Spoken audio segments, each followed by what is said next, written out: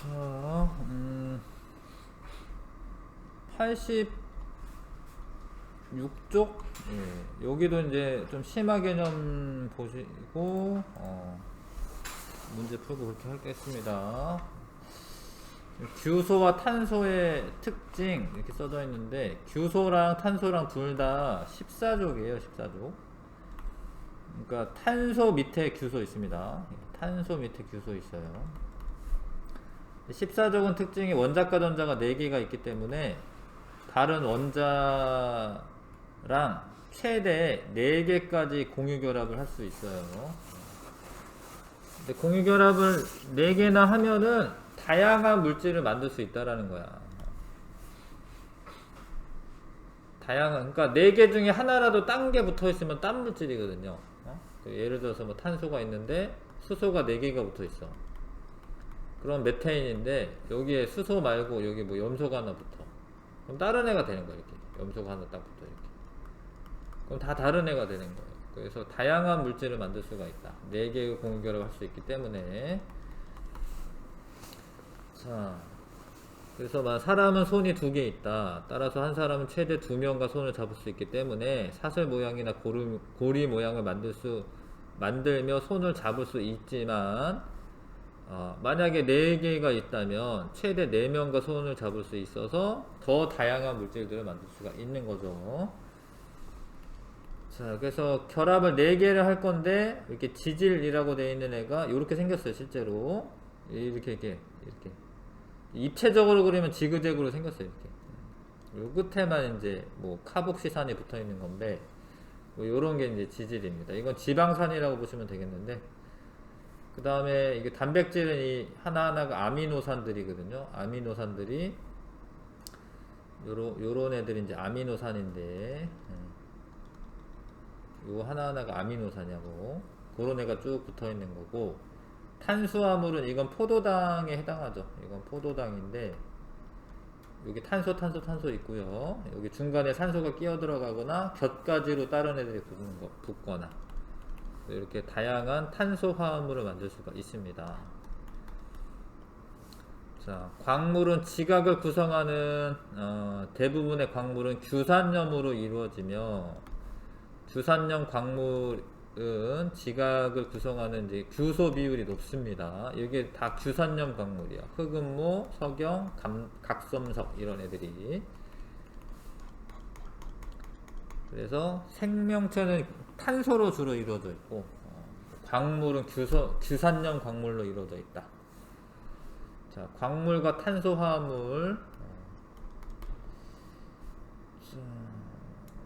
이렇게 물어보네요. 규소보다 탄소가 생명체의 주요 원소가 된 이유는 무엇일까? 읽어보자. 광물은 암석을 구성하는 그런 성분이에요. 광물은. 자, 어떤 규칙적인 배열을 하고 있습니다. 광물은 지각을 이루고 있는 암석을 구성하는 기본 알갱이, 암석을 구성하는 알갱이를 광물이라고 한다. 지각에서 발견되는 광물은 2500종류, 되게 많다라는 거죠. 뭐 금이라던가 이런 것도 광물입니다. 그 중에서 30여 종만 주로 분포를 이루는데, 이런 거를 조암 광물이라고 한다. 주된 광물이 조암 광물입니다. 조암 광물의 대부분은 규산염 광물이다. 규산염 광물은 규소를 중심으로 산소와 금속 원소가 결합하여 만들어진 것으로 석영이나 장석, 음모는 뭐 흑음모도 있고 백음모도 있기 때문에 그냥 음모라고 쓴 건데, 각섬석, 휘석, 감남석 등이 있다. 이 중에 제일 많은 게 장석이에요. 이거는 이제 그 지각에서 그런 겁니다. 지각에 제일 많은 게 장석이에요. 장석. 하얀색이 장석이거든요. 보통 뭐 짱돌이라고 하는데 뭐 그런 애들, 하얀색 있는 애들, 그런 거 장석입니다. 장석이 제일 많다. 규산염 광물에는 금속과 산소가 결합한 산화광물, 뭐 산화철 뭐 이런 거, 탄산이온이 금속과 결합한 거, 탄산염 광물, 뭐 탄산칼슘, 뭐 석회석 이런 거, 황이 금속과 결합한 황화광물, 금속 원소와 17적 원소인 플로린, 염소, 브로민 등이 결합한 할로제나 광물, 금, 은, 구리 뭐 이런 것도 원소로 되어 있는 광물도 있다. 읽어두시면 좋습니다. 읽어두시면. 근데 이 이유가 이 물어본 게 이거죠. 규소보다 탄소가 생명체의 주요한 원소가 된 이유는 무엇일까?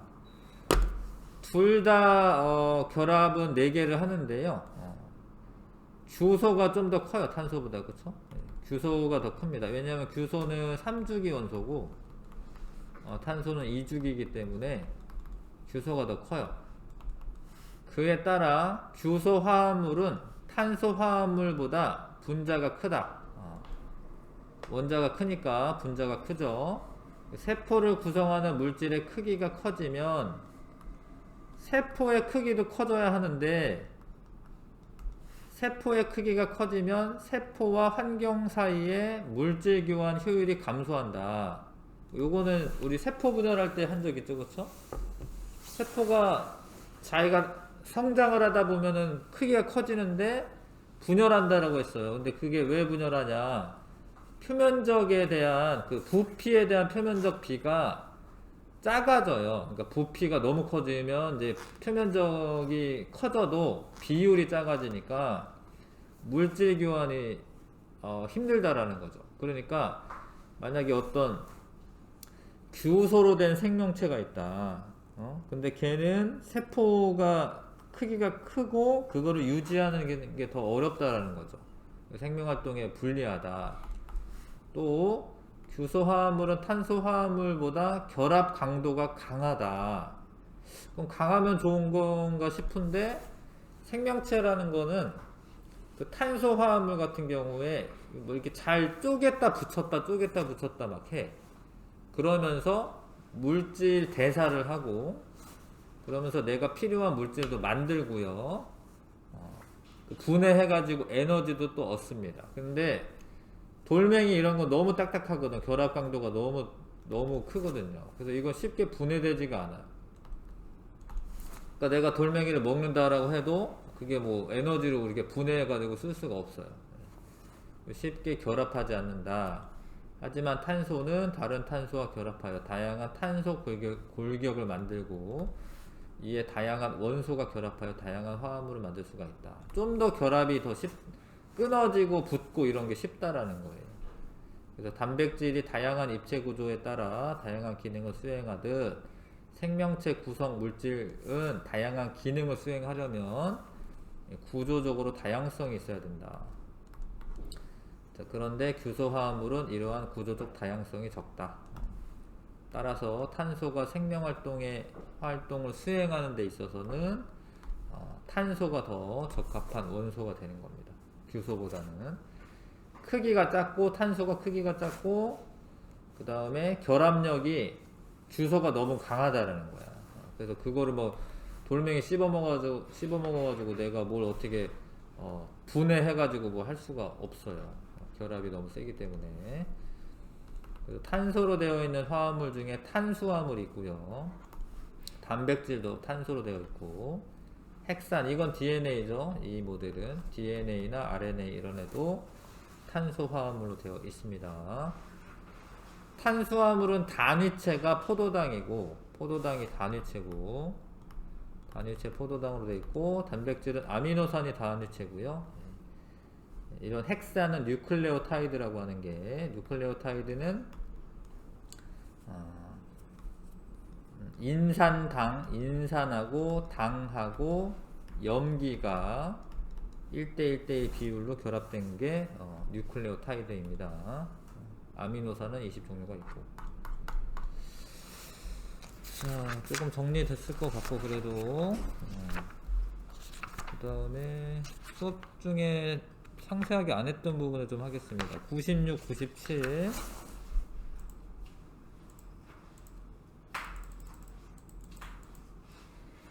자, 단위체로 구성된 단백질. 단백질은 어떤 형태가 돼야 돼요. 이런 3차원적인 구조가 돼야 돼. 근데 이 구조가 되려면 여기 순간순간에 이 아미노산들이 서로 막 이렇게 잡아당기고 뭐 이런 수소 결합하고 뭐 이런 인력이 발생해야 됩니다. 그래서 이런 구조가 되려면 요 순서, 아미노산의 순서가 정해져야 돼. 여기 뭐 하나만 바뀌어도 달라지거든요, 형태가. 그래서 1차 구조가 제일 중요한데 1차 구조란 아미노산의 배열 순서입니다. 근데 이거 순서를 결정하는 거는 DNA의 유전 정보에 따라서 저 순서가 결정되는 거예요. 이미 결정돼 있어요. 이렇게 만들어야 된다는 지도가 있습니다. 유전 정보에 따라서 아미노산의 1차원적인 배열 순서가 결정이 됩니다. 자, 그래서 이걸 되게 많이 이렇게 붙여놔요. 그러면은 자기가 알아서 다다다 꼬여요, 이렇게. 뭐 베타 병풍 구조, 알파 나선 구조, 뭐 이런 식으로 있습니다. 그럼 2차 구조는 여기 수소결합이라고 써져 있는데, 수소결합은 수소를 매개로 인력이 되게 센 결합을 말하는 거예요. 인력이 센 구간. 뭐 그런 게 반복적으로 접히거나 꼬이는, 뭐 이거는 베타 병풍 구조, 이거 알파 나선 구조라고 하는데, 요런 게 사이사이 있어요. 그게 다 합쳐져서 3차 구조가 됩니다. 요거를 폴리펩타이드라고도 해요. 요 전체적인 펩타이드가 여러 개가 된 거. 자, 그래서 수소 결합, 이황화 결합, 뭐 어려운데 황 같은 게 있으면 이 사이사이에 이제 연결할 수도 있거든요. 그런 게 이제 폴리펩타이드 사슬이 꺾여서 어떤 이런 구조가 되는 거죠. 이거 3차 구조로 합니다. 근데 어떤 애들은 요런 애들이 또 겹쳐가지고 4차 구조를 나타내는 애들도 있어요. 예, 뭐 그런 게 특별히 뭐 헤모글로빈이라던가 이런 애들은 4차 구조까지 되어 있습니다. 자, 단백질이 단위체로 구성된 것은 어떤 점에서 이로울까? 이게 빌딩 블럭 같은 겁니다. 단위체가. 그래서 요런 애가 따다닥 있는데 집도 만들고 뭐 이렇게 뭐 개인가요? 개도 만들고 로봇 같은 것도 만들고. 그러니까 이런 20종류의 아미노산이 단위체로 작용하여 몸에서 필요로 하는 수천에서 수만 종의 단백질을 만들 수가 있다는 거죠. 그러니까 20종의 아미노산이 다양하게 조합하여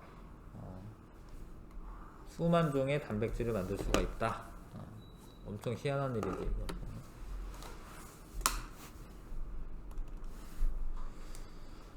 생명체가 엄청 희한해요, 사실 알고 보면.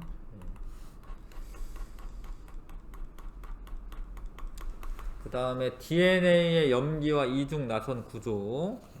DNA는 염기라는 애들이 안쪽에 이렇게 서로 수소결합이라는 걸로 이제 이어져 있습니다. 안쪽에 이제 뼈대는 이제 인산과 당을 이루고, 염기라는 애들이 어떤 그 순서가 있어요. 그게 이제 유전 암호가 되는 거예요. 그게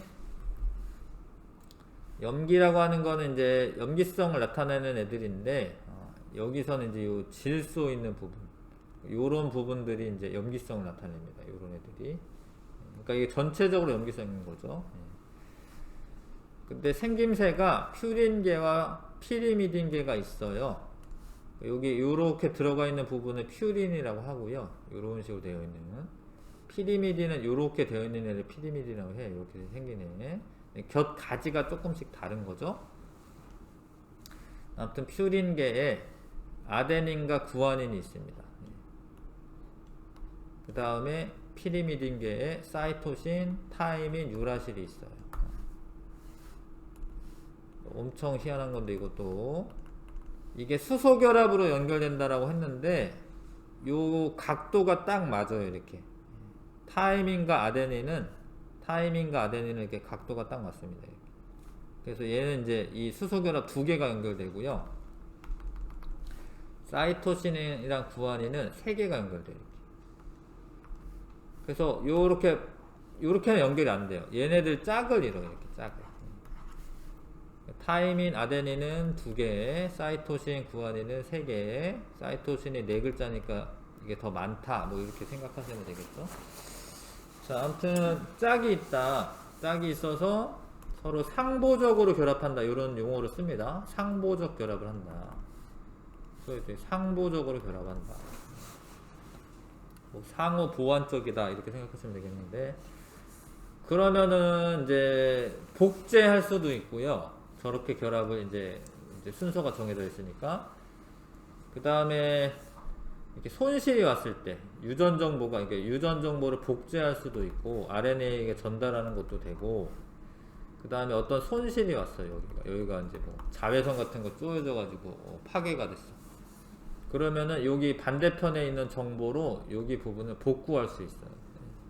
ATGC 짝으로 항상 되어 있기 때문에 복구가 가능합니다.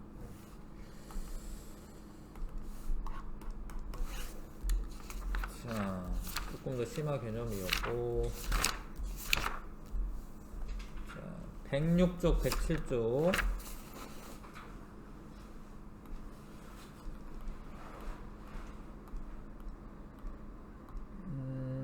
반도체 소자인데요. 뭐 이런 거는 뭐 물리원 시간에 배우긴 할 텐데, 사실 예전 책에는 이제 이런 것도 다 나왔어요. 통합과학 책에.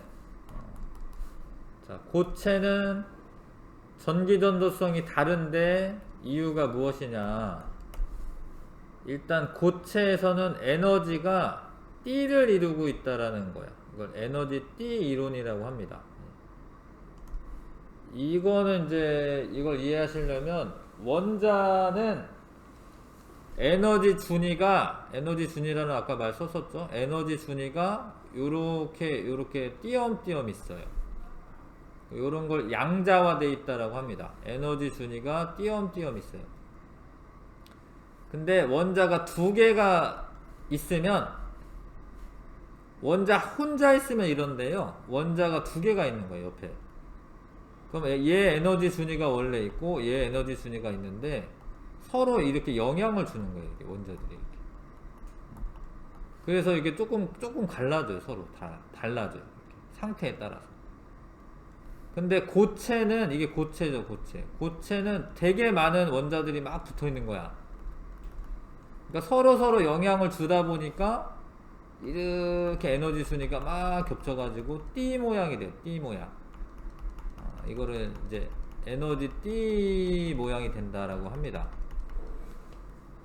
그래서 고체는 요 에너지 띠로 구성되어 있다.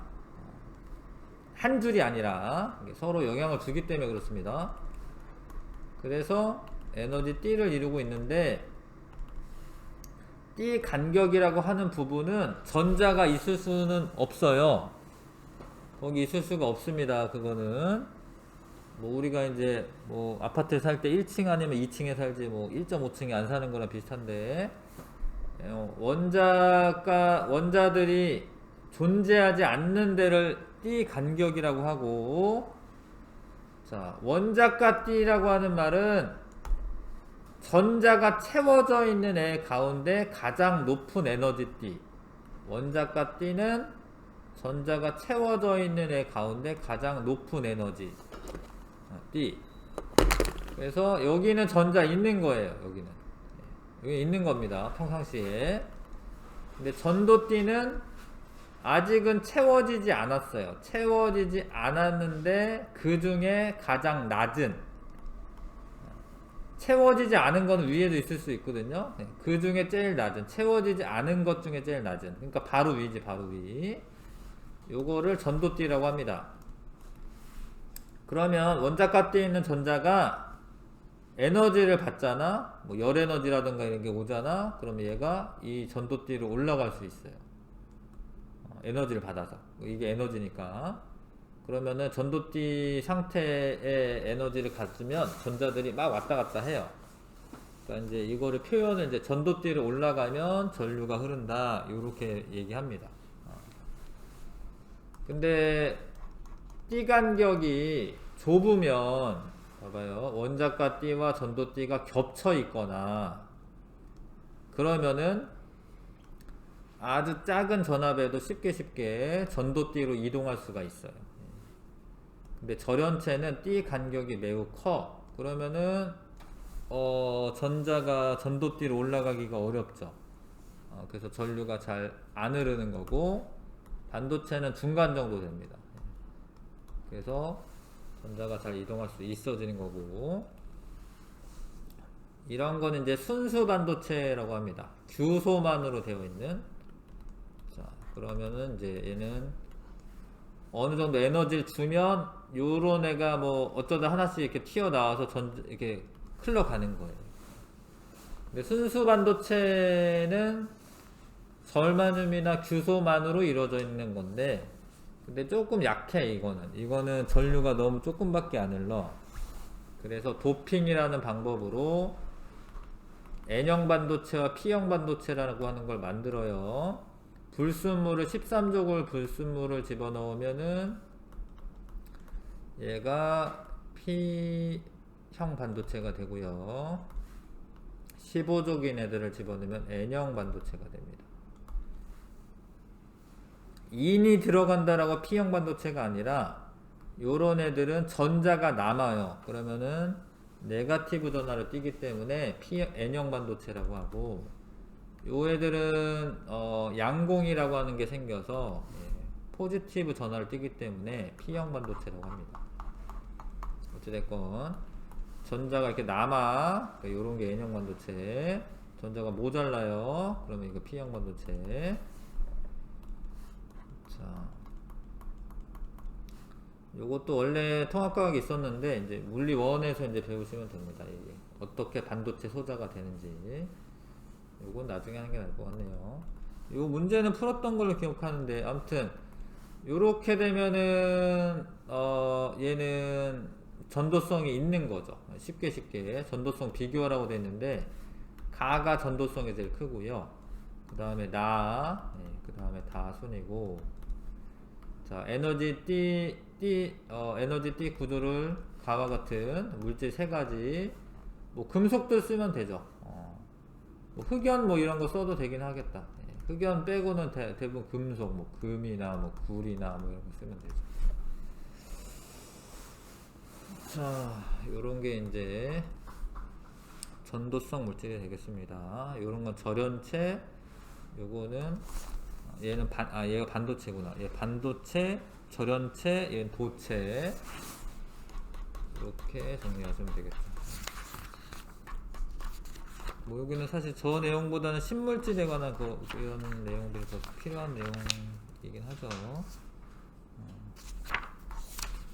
자, 그 다음에 뭘 볼까? 다 입절하기는 통합사고력 문제를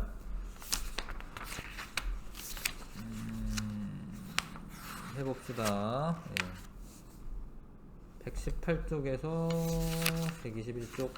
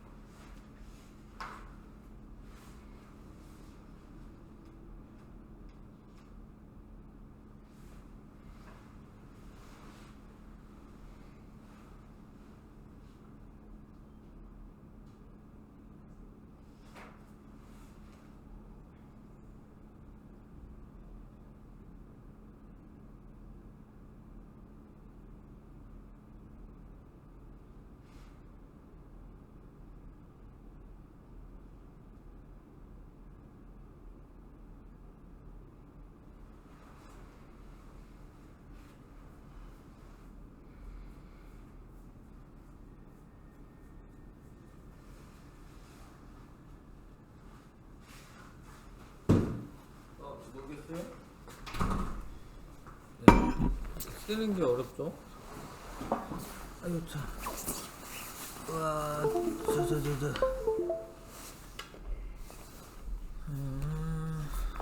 같이 해볼까요? 그러면.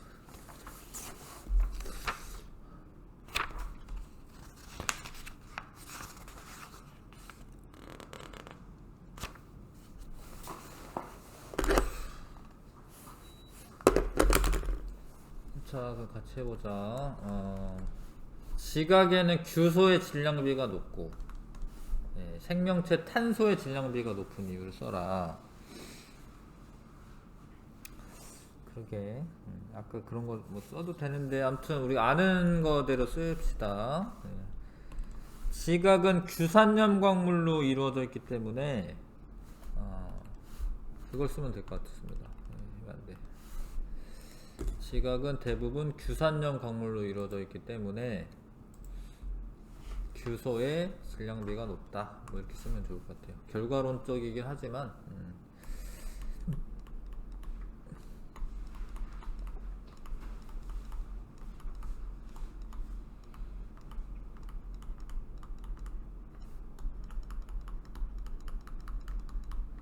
생명체는 탄소화합물로 주로 이루어져 있죠. 예.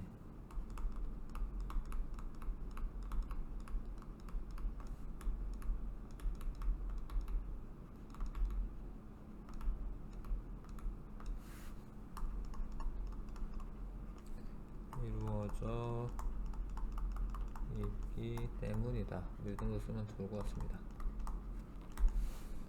규산염 광물에 규소가 포함되어 있고 탄소화물에 탄소가 많으니까. 근데 그게 또 왜 그러냐? 뭐 이러려면은 이제 규소는 뭐 규소는 4개의 결합을 하는데 규소 원자가 탄소 원자보다 크기 때문에 생명체를 구성하는 거는 탄소가 더 적합하고 이런 내용 써야 되는데 뭐 너무 깊게 들어가는 거고 요 정도만 써도 될 것 같아요. 지각은 규산염 광물로 이루어져 있고 생명체는 탄소 화합물로 이루어져 있기 때문에 지각에서는 규소의 질량비가 높고요. 생명체에서는 탄소의 질량비가 높다.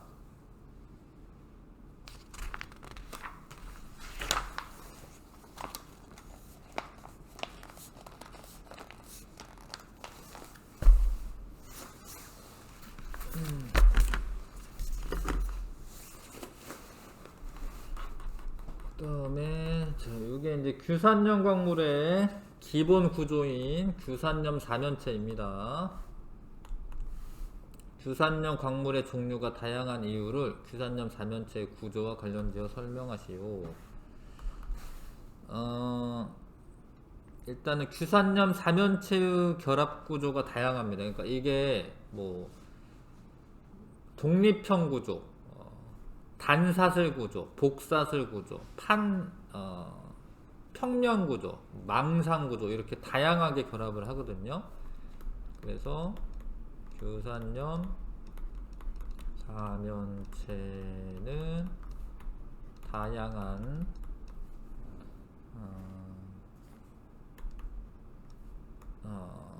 결합 구조를 가지고 있습니다.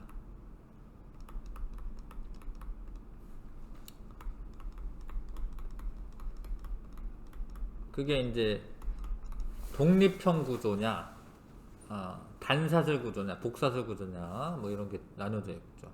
그 다음에 또 다른 금속하고 또 결합을 해요. 결합하는 금속 이온의 종류와 비율에 따라서 규산염 광물이 달라집니다.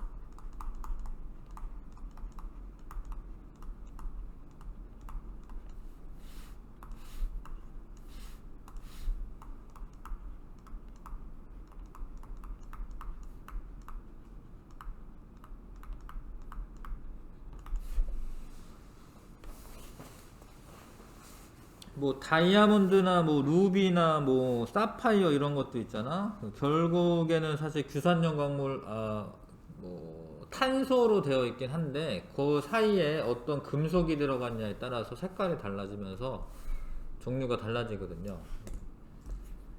그래서 어떤 금속 이온과 결합을 하는데 얘네가 전체적으로는 이제 얘가 SI가 플러스 4고요. 얘가 산소가 2가 마이너스거든.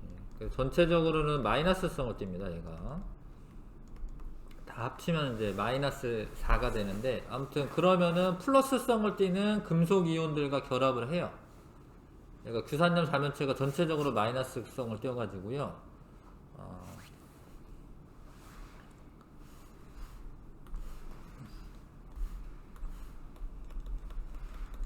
금속 이온과 결합을 합니다. 근데 그 금속 이온의 종류가 달라지면은 다른 광물이 된다. 그 다음에 3번에 탄소 원자 전자 배치를 나타낸 것이다. 생명체를 구성하는 탄수화물, 단백질, 지질, 핵산 등 탄소를 중심으로 한 구조로 되어 있습니다. 그러니까 이거는 이런 내용을 쓰면 되죠. 탄소는 원자과 전자가 4개죠. 탄소 원자는 원자과 전자가 4개 이므로 최대 4개의 공유결합을 할 수가 있다.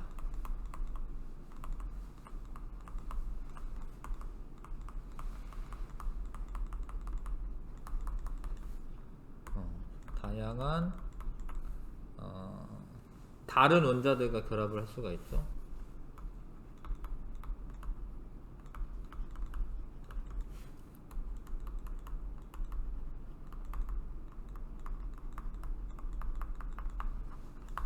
이런 내용 쓰면 되죠. 원자과 전자가 4개가 있어서 공유 결합을 4개 할 수 있고 다양한 원자들과 결합할 수가 있습니다.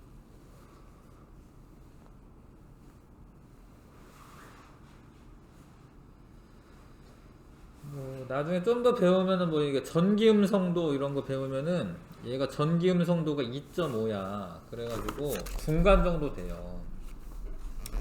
얘네는 이제 다른 공유결합을 형성하기에 되게 적당합니다.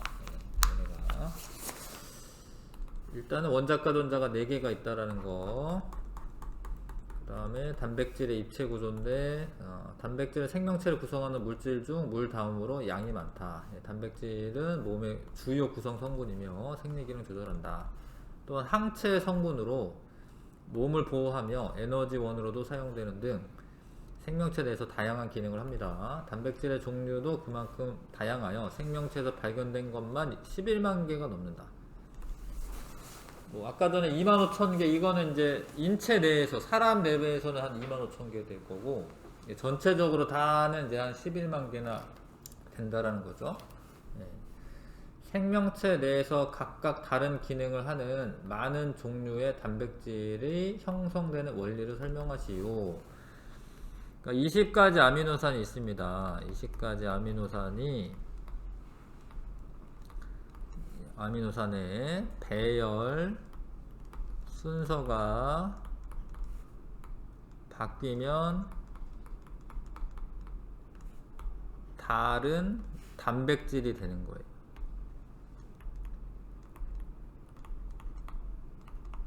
배열 순서가 중요합니다. 개수도 뭐 중요하고 하여튼 배열 순서가 중요합니다.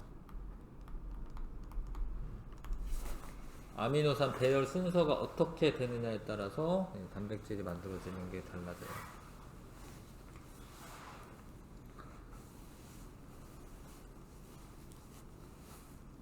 그래서 아미노산의 종류, 개수, 배열 순서 더 써야겠다. 이게 아미노산의 종류, 개수, 배열 순서.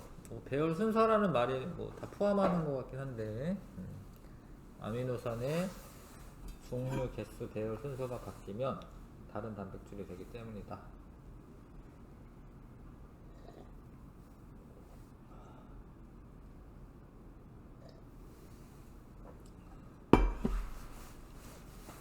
녹말 분해 효소인 아밀레이스도 단백질이라는 거야 이게. 응? 아밀레이스 단백질로 되어 있는 겁니다. 열을 가하면 아밀레이스는 녹말을 분해하지 못하게 된다. 이유를 단백질 구조와 관련지어 설명하시오. 아밀레이스도 단백질로 되어 있는데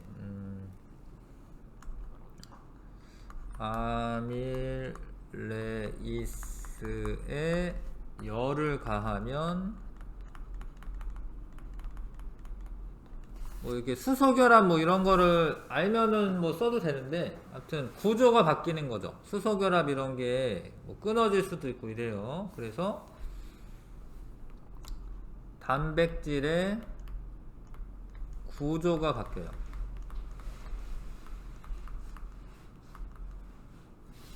입체 구조로 바꿔. 입체 구조가 바뀌어요. 단백질의 고유 입체 구조로 하자. 입체 구조가 변하여 단백질의 기능을 잃게 됩니다. 이게 입체 구조가 있어야지 그 역할을 하는 거거든요. 아무튼 이런 말이 들어가야죠. 고유 입체 구조가 변한다.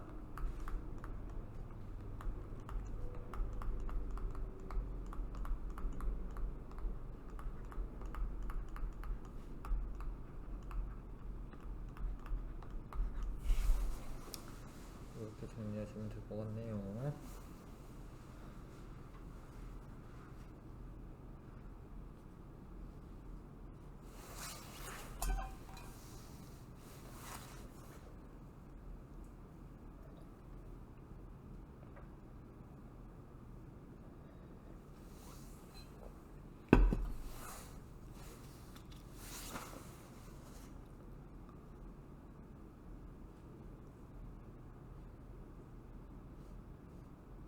됐을까요?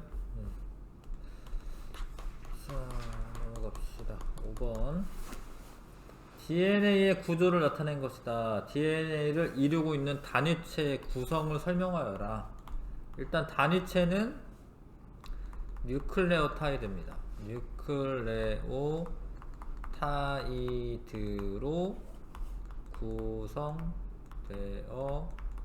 있는데, 뉴클레오타이드는 요게 인산이야, 인산. 요게 이제 오각형으로 되어 있는 게 당이고요. 뉴클레오타이드는 인산, 당, 염기가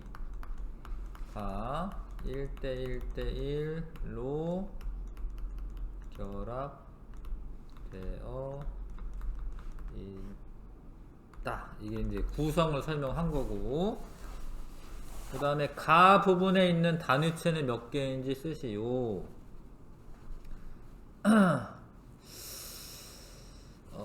이 양쪽에 있으니까 하나, 둘, 셋, 넷, 다, 여섯, 12개라고 써야 될 것 같은데, 12개라고 쓰시면 되겠습니다. 12개.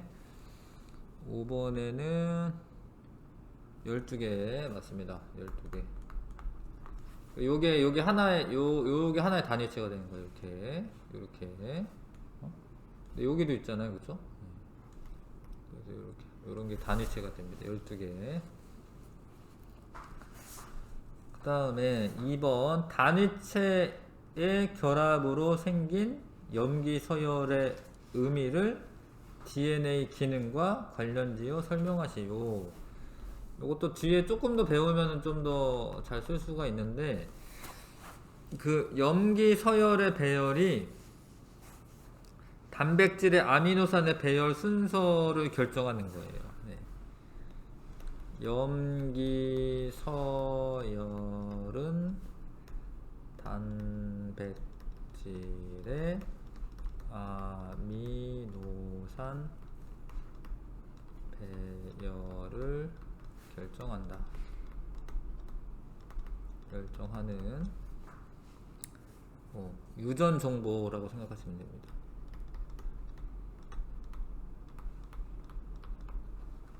유전 정보가 담겨 있습니다.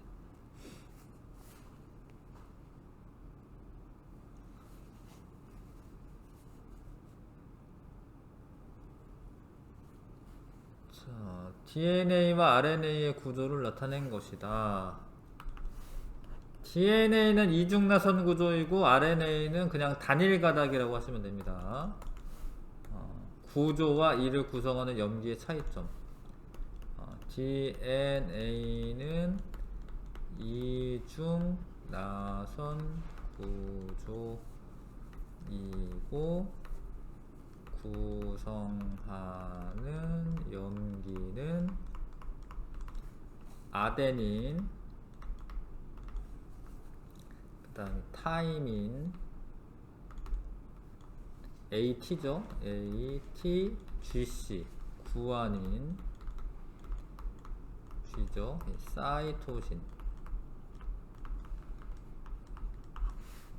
C, 이다. RNA는 단일 가닥이라고 쓰시면 됩니다. 단일 가닥.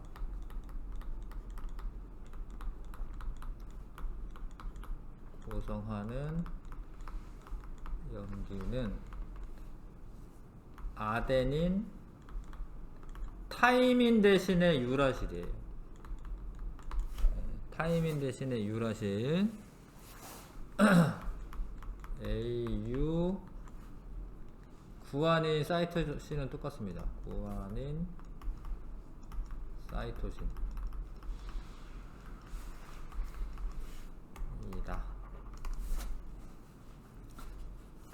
이렇게 정리하시면 되고, 뭐 상부결합 이런 거는 안 써도 될 것 같긴 한데, 일단 구성하는 염기의 차이점만 설명하라고 되어 있기 때문에 키워드에는 상부결합도 되어 있긴 하지만 이 정도만 써도 될 것 같네요. 넘기겠습니다.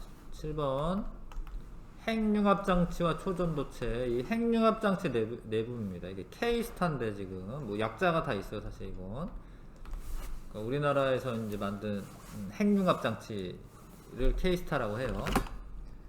자, 태양이 내뿜는 막대한 에너지는 수소 원자 핵들이 융합하여 헬륨 원자핵이 되는 핵융합 반응에서부터 나온다. 핵융합 반응은 결과물로 방사성 물질이 배출되지 않으면서, 그러니까 핵분열이랑 다르다 이거죠. 핵분열하면은 방사성 물질이 나오거든요.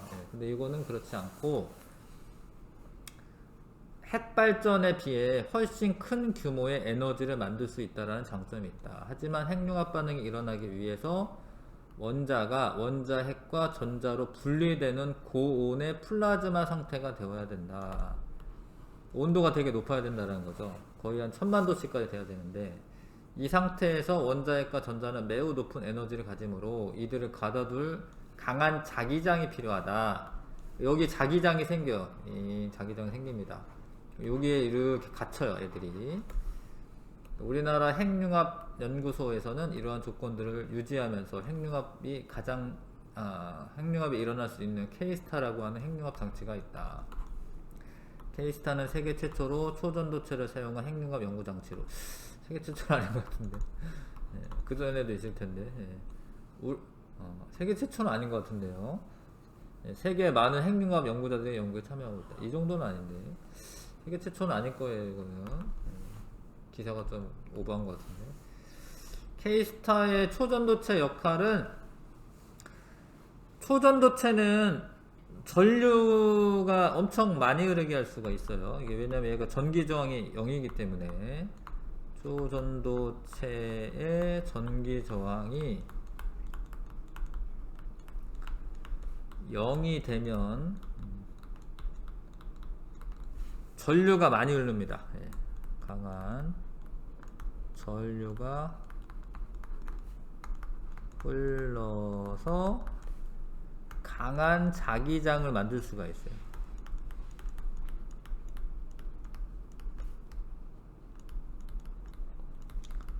만들어서 고온의 플라즈마 입자를 가둬둡니다.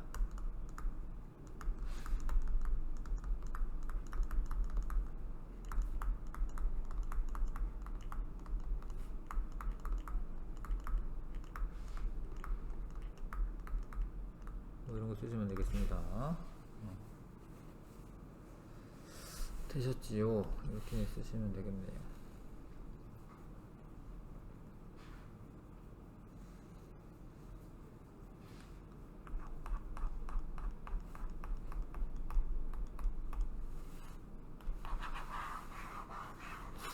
요건 이제 휘어지는 디스플레이, 그래핀을 이용한 건데, 요즘에도 휘어지는 디스플레이 나옵니다. 그게 이제 그래핀을 이용했는지는 잘 모르겠어요, 사실. 그래핀을 이용하지 않고도 뭐, 플라스틱 재질을 이용해가지고도 만들 수가 있기 때문에, 그래서 디스플레이 영상을 재생되는 모습이다. 이게 그래핀을 이용한 건가? 뭐, 이용했다고 하니까. 그림을 보고 알 수 있는 그래핀의 성질을 근거하여 세 가지만 설명하시오. 그래핀은 되게 얇아가지고요, 투명한 디스플레이를 만들 수가 있습니다. 그래핀의 성질, 이게 한 겹만 돼 있으니까 성질에 근거하여 세 가지. 그래핀은 얇고 투명하다.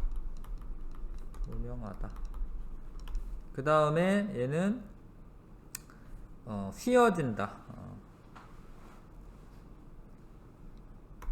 그 다음에 잘 휘어진다. 그 다음에 전기가 통해야 돼. 이게 전기가 통해야지 디스플레이가 되겠죠. 그 다음에 전류가 잘 흐른다. 이렇게 세 가지. 빛이 투과되고 두께 얇고 뭐 구부러지고 전류 잘 흐르고 이런 거를 쓰시면 되겠습니다. 오늘은 여기까지 하고 요것도 좀 풀면서 좀 더 확실하게 좀 공부를 하는 게 나중에 시험 대비할 때 해도 되는데 내가 하여튼 공부할 때 확실하게 하는 게 나을 것 같아요. 머릿속에 뭔가 있어야 되는데 겨울방학은 겨울방학 특강대로 그냥 슉 지나가 버리고 마니까 올해는 조금 더 뭔가 겨울방학 특강은 아니지만 겨울방학 때 뭔가 머릿속에 남겨놓고 가는 게 좋지 않나 생각이 들어서 이거 다음에 풀 거고, 근데 다음 주가 휴강이에요. 다음 주가 학원 휴강이기 때문에 다음 주 오지 마시고 그 다음 주에 오시면 되겠습니다. 8일에 알겠죠? 네, 수고했습니다.